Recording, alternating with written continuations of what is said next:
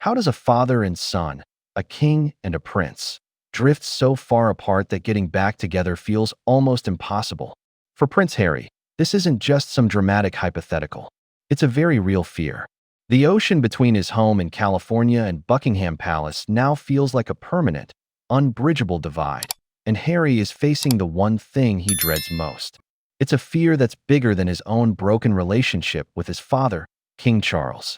It's the haunting idea that his children, Prince Archie and Princess Lilibet, might grow up as strangers to their own grandfather, their royal heritage becoming nothing more than a fairy tale. This isn't just a family argument.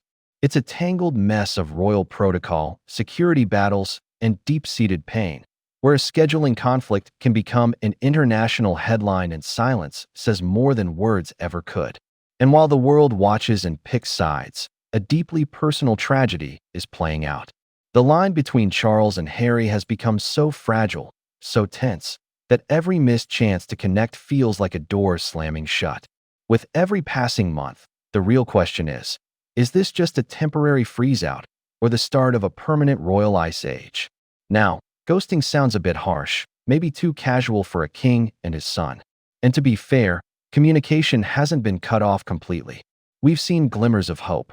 The biggest one was that meeting at Clarence House between Harry and Charles back in September of 2025. For 54 minutes, they sat down for tea in what insiders called an important first step. After 19 long months, it really felt like a thaw. Harry even seemed relaxed at an Invictus Games event right after, which felt like a sign that maybe, just maybe, they'd turned a corner. But the real story of this royal rift isn't in those rare meetings. It's in the huge, silent gaps in between. Those brief meetups are just small islands in a sea of disconnection. Since that September tea, the silence has mostly returned. Take Harry's upcoming trip to London later this month for his high-stakes trial against Associated Newspapers. You'd think that would be the perfect chance for another father-son moment. Instead, reports suggest the king will probably be in Scotland, his schedule conveniently, or maybe deliberately, keeping him far away from the media circus around his son. This has become the pattern: one step forward, then a frustrating standstill. It's not a clean break, which would almost be easier to understand. Instead, it's a torturous dance of hope and disappointment. Harry told the BBC he would love a reconciliation. The king has reportedly said he's sad about the distance and wants to be a proper grandfather. But their actions, or lack of them, tell a different story. One source says Harry now regrets some things he's done and genuinely wants a reset. But wanting a reset and getting one are two very different things in the world of the Windsors. Every call not made, every visit not scheduled, and every major life event that goes by without them together just makes the divide deeper. It's this agonizing inconsistency, a hint of a thaw followed by an immediate refreeze, that fuels Harry's deepest fears. It's the feeling of being kept at arm's length, just close enough to see what you're missing, but too far away to ever really get it back. If you want to understand the chasm between Harry and his family, you have to understand the single biggest roadblock: security. This isn't just about bodyguards. It's a fundamental disagreement that has blown up into a years-long legal battle, and that battle has become the symbol of their entire fallout. When Harry and Meghan stepped back as senior working royals in 2020, they lost their taxpayer-funded 24/7 police protection. For Harry, a man who has spent his whole life with a target on his back and whose mother's death is forever tied to a security failure, this was never going to be something he could just let go. He has made it crystal clear that he does not feel it's safe to bring his wife and children to the UK without that official protection.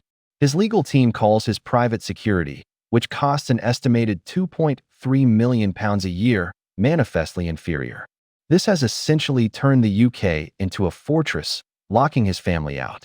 The whole issue is now in the hands of a committee often called RAVEC, which decides who gets official protection. Harry lost a high court challenge, a decision he openly criticized, and then appealed directly to the Home Secretary.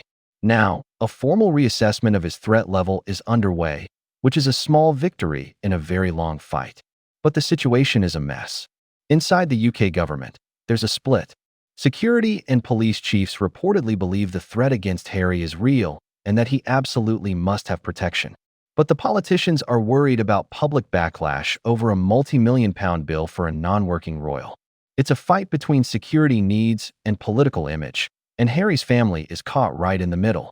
This is where the personal and the institutional collide. Harry seems to believe his father, the king, could step in. In a revealing BBC interview, he talked about the situation, saying his father wouldn't speak to him because of this security stuff. He then clarified, "I never asked him to intervene. I asked him to step out of the way and let the experts do their jobs." This one issue has poisoned everything else. It prevents the simple, human act of a son bringing his family home. It stops a grandfather from seeing his grandchildren. For Harry, it's the ultimate catch. 22.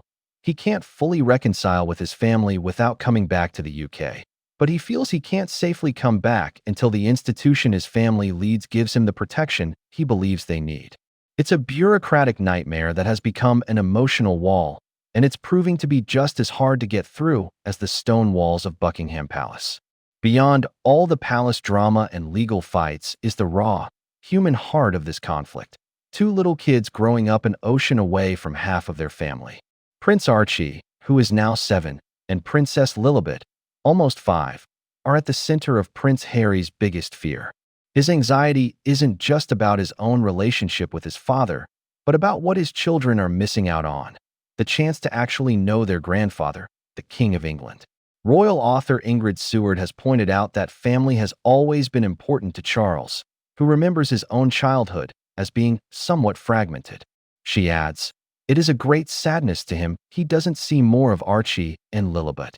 That sadness is no doubt shared by Harry. The truth is, King Charles barely knows his American grandchildren. He's only met Archie a handful of times, and he's only met his namesake, Lilibet, once. That one meeting, and the last time he saw Archie, was way back in June 2022 during Queen Elizabeth II's Platinum Jubilee.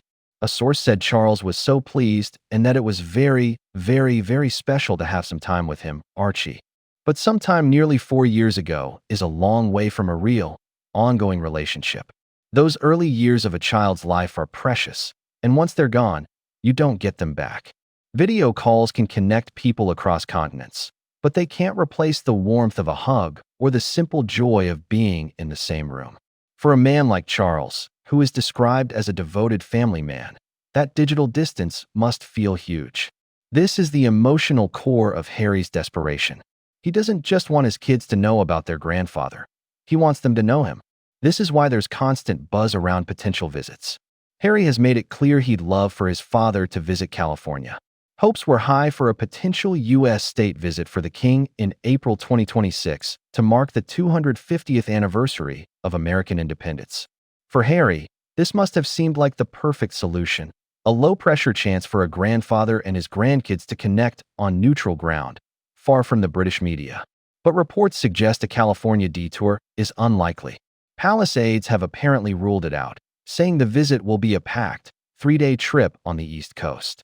As expert Jenny Bond noted, a personal meeting would inevitably draw the headlines away from the purpose of the visit.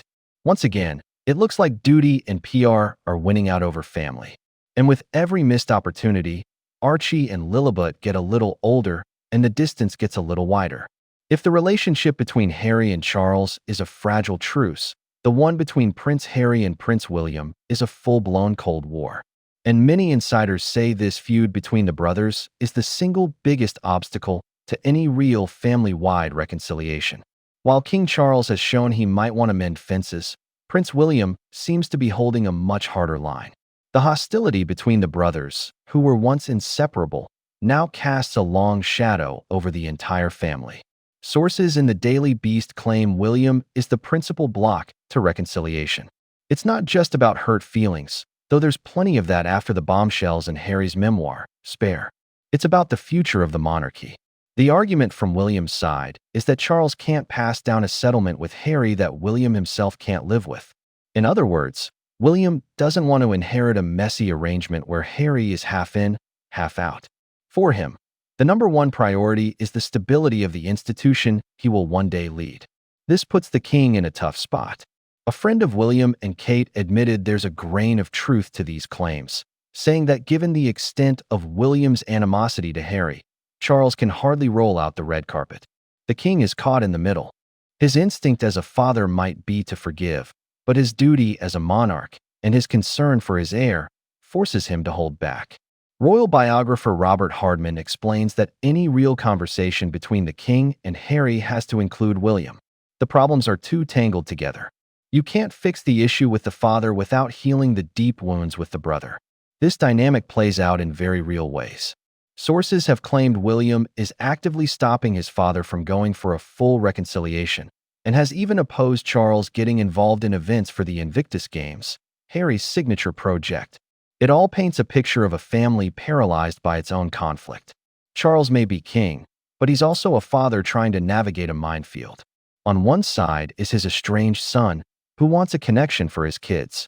On the other is his heir, who seems to believe the best way to protect the crown is to keep his brother at a distance. As long as the brothers remain at war, the chances of a lasting peace for the whole family look tragically slim. It's a story with so many complicated layers, and it's easy to see why people are so divided. What do you think is the biggest roadblock here? Is it the institutional wall of security, or is it the deep family drama, especially with Prince William? Let me know what you think in the comments below. And if you're finding this breakdown helpful, don't forget to hit that like button. Despite the frosty vibe and all the roadblocks, 2026 has several key moments that could either cement this estrangement for good or, just maybe, offer a path forward. This year is shaping up to be a pivotal one, where the chances for reconciliation will be put to the test. First up is the decision on Prince Harry's security. That reassessment ordered by the Home Office is a huge deal. If it goes Harry's way and grants the Sussexes the protection they want for UK visits, it would tear down the single biggest practical barrier keeping them away. It would take away Harry's main reason for not bringing Meghan, Archie, and Lilibet to his home country. A positive result could open the door for more frequent, less stressful family visits. Then there's the Invictus Games. Harry is reportedly eager to get his father involved, maybe even having King Charles officially open the 2027 Games in Birmingham. An invitation has reportedly been sent, which many see as a major olive branch. A shared stage between father and son at an event so important to Harry would be a powerful, public symbol of unity. It would be a win-win, shining a global spotlight on the Games while showing a repaired family bond. But even this is complicated by fears it could be seen as a PR stunt, and William's reported opposition hangs over the whole idea. Perhaps the biggest opportunity is King Charles' highly likely state visit to the US in April. While a side trip to Montecito seems to be off the table, the potential is still there. A private, quiet meeting with Archie and Lilibet, away from the cameras, could be the gesture that changes everything.